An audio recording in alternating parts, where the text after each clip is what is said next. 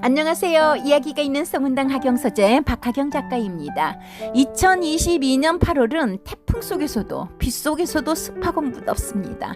건강이 최고라는 말 너무 잘 아시죠? 잘 이겨내시고 건강하시길 기원드리면서 원령 이순옥 시인의 해빙 시리즈 18 운명의 키를 돌려라 가져왔습니다. 조정래 작가님의 대장경도 함께 업어왔네요. 대장경은 1976년 우리 민족 문화를 소설화해서 널리 알리기 위한 시리즈물로 펴낸 10여 권의 민족 문화 대계 중 한 권이죠. 1999년 조정래 작가님의 초기작들을 모아 재편집한 조정래 문학전집 전 9권 중에 첫 번째 책입니다. 수기대사를 주인공으로 해인사 고려대장 도감판 대장경의 조성 과정을 소재로 민중의 힘과 의지를 그린 작품입니다. 8만 대장경의 진짜 주인공들을 보여주고 있죠. 국난 앞에 책임 회피로 일관하는 부패한 정치 권력 앞에 불심과 애국심으로 무장한 민초들의 의지를 담은 대장경은 불교 성전이 담긴 큰 광줄이라는 뜻입니다. 불교가 국가 지배층으로부터 일반 백성에 이르기까지 전 계층에 스며있던 고려시대 대장경이 가지는 의미는 남달랐습니다. 고려 고종 19년 1232년입니다. 몽골의 사령관 살레탑이 이끄는 적군이 초조 대장경이 봉안된 부인사에 내습하여 사찰과 경판을 전소시켜버립니다. 고려 조정에 준 충격은 가히 상상을 초월했죠. 바로 이 시점을 조정래 선생은 소설의 시작으로 삼습니다.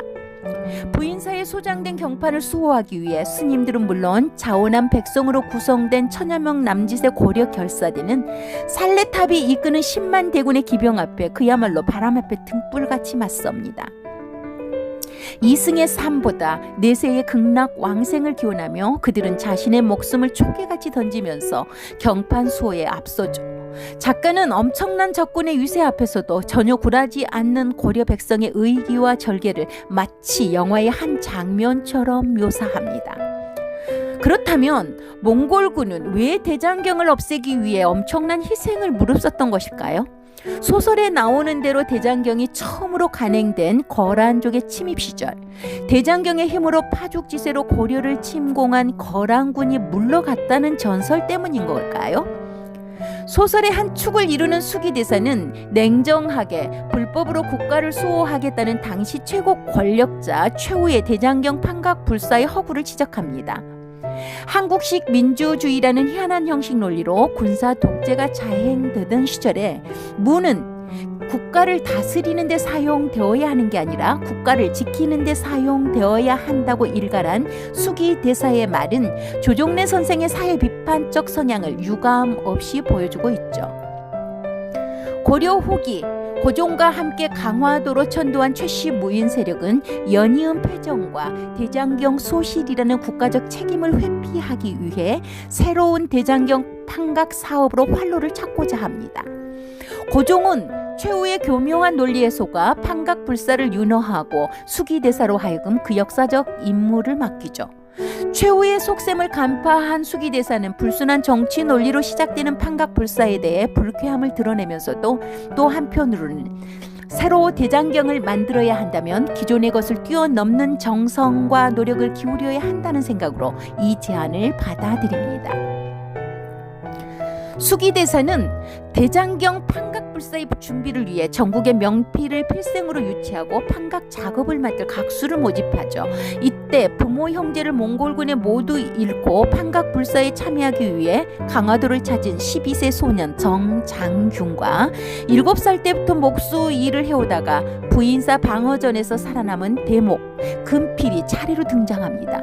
엄정한 심사를 통해 선발된 필생과 각수는 머리마저 삭발하고 승적 없는 승려로 훗날 8만 대장경이라 불리는 대역사에 참여하게 되죠. 성도 갖지 못한 천민으로 수년간의 결실을 보관할 판전을 묵묵히 짓는 금필의 모습에서 40년 외길 문학 인생을 걸어온 작가의 내공이 엿보이는 모습이기도 합니다. 2022년 7월 23일에 벌교에 있는 조정래 작가님의 태백산맥 문학관을 방문했는데요. 가슴 뜨겁게 나를 밝히며 읽었던 책들의 향연을 대하면서 결국 감동의 통곡이 비집고 올라오고야 말았지요. 원령 이순옥 시인의 해빙 시리즈 18 운명의 키를 돌려라 국가의 운명은 늘 민초들이 돌렸던 것 같습니다. 들어보시죠. 해빙 18 운명의 키를 돌려라. 원령 이순호. 삶의 균열, 불안은 풀숲에 숨은 독사. 또다시 검은 마음이 비집으며 검은 꽃을 피운다. 절망의 안개가 영혼을 목조르기 시작하다. 순간의 착각이 빚어낸 무의식의 오작동. 이성이 점점 소멸하고 감성이 지배하는 순간, 주홍 글씨처럼 가슴 속에 새겨진 낙인. 갈망이 도를 넘어 과망으로 번지면 황금색 작은 바다를 손에 쥐고 수십 년 세월을 품은 향을 음미한다. 내뱉으면 옅은 숨소리도 산산조각 나버릴 듯 날선 공기. 깊은 바닷속을 헤엄치다 숨이 터질 것만 같아 간신히 뻗은 고개 위. 수면으로 비껴든 햇살이 담겼다. 맹렬한 발버둥을 얼마나 쳐댔을까. 비로소 빗기가 얼굴에 닿았다. 급했던 숨을 몰아쉬다 잔잔한 물결에 몸을 맡기면 비로소 수면에 고여있던 햇살을 느낀다.